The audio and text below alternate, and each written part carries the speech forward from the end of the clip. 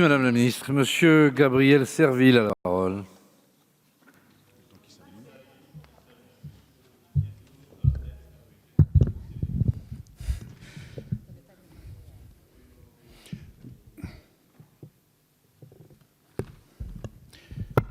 Madame la ministre, il manque 100 000 logements dans nos territoires d'outre-mer, où 150 000 personnes vivent dans des conditions indignes de la République. En effet, un ultramarin sur 12 vit dans un logement spontané. C'est quasiment 300 fois plus que la moyenne nationale.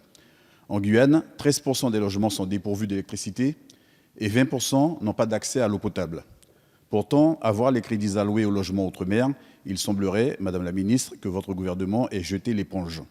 Qui peut tolérer une telle situation et accepter qu'une partie de la population soit tenue à l'écart des lois républicaines qui élèvent le droit au logement au rang de droit opposable sur le territoire de la nation des droits de l'homme? Aussi, lutter contre les phénomènes de violence, contre l'échec scolaire ou contre le climat social dégradé ne saurait faire sens si l'on ne s'attaque pas au mal logement qui, de toute évidence, constitue l'une des sources de ces problématiques.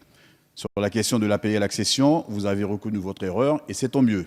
Mais quid des crédits alloués à la construction et à la rénovation du logement social qui semblent désormais en danger?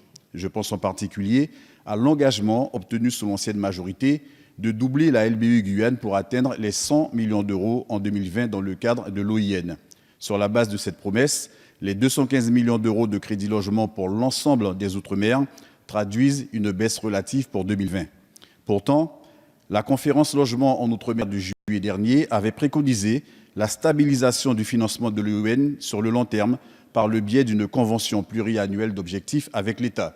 Où en sommes-nous aujourd'hui?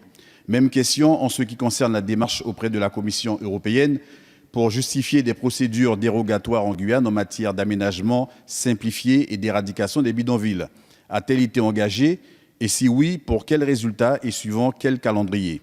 Qu'en est-il du foncier trop cher et des surcoûts qui demeurent de véritables freins à la construction? Autant de questions, Madame la ministre, qui appellent des réponses précises. Je vous en remercie d'avance.